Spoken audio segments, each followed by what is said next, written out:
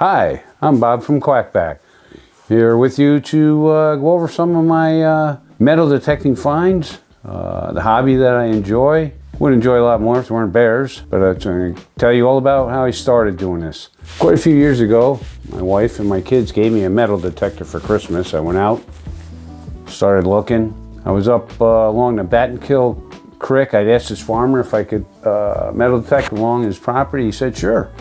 So I was out there metal detecting, and I got all done and found a bunch of coins and stuff because people swam there. All what we call clad coins, or newer coins. And but I had found one coin that I didn't really know what it was. I couldn't really see it because I didn't have any glasses with me. Called my wife, said, hey, I'm coming home. She goes, you find anything good? And I said, well, I found one thing. There's a little, almost like a $50, but I don't know what it was.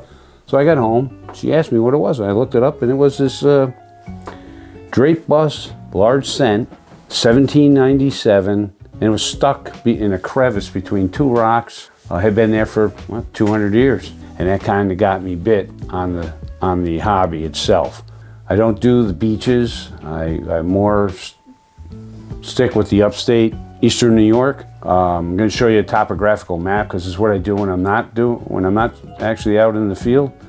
I check maps for old roads that don't exist anymore, really, and usually they're up in the mountains. And these topographical maps I'll pull, match them up with Google Maps, and where there's no maps, where there's no road existing, then I go there. And, well, actually, I find out who owns the property, contact them, and if they say yes, then there I go. Well, what I'll do is I'll end up going up these old cart paths.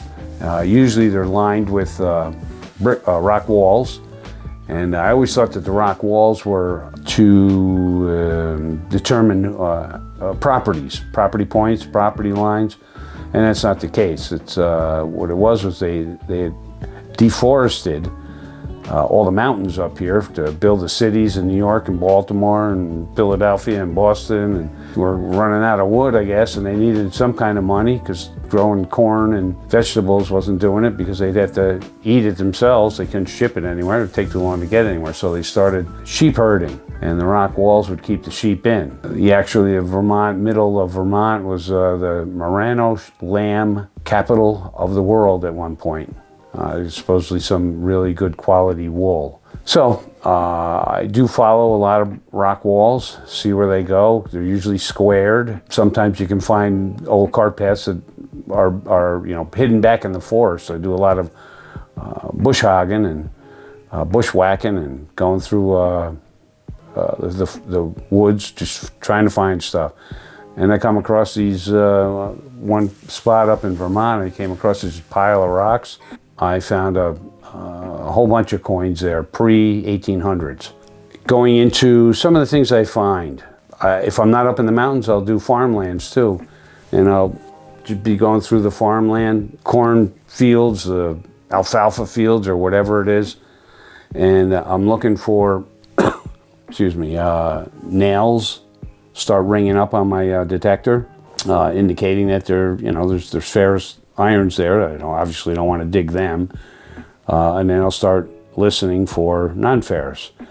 As I start digging, if I'm picking up pieces like this, porcelain plates, this kind of thing, good indication that there was a home nearby, and that's where people were, so that's where I want to start looking, because that's when they start losing good stuff.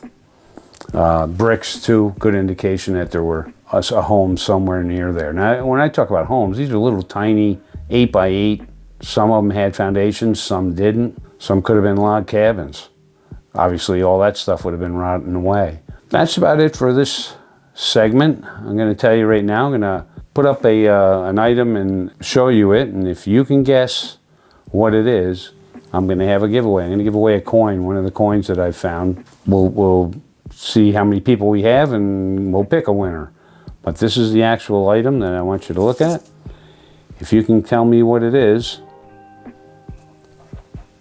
we'll pick a winner and send the coin out. From Quackback. Ring the bell, subscribe. Alright guys, thanks for watching today's video. Remember to like, comment, and subscribe. Don't forget to click that little bell to get notified whenever we post a video.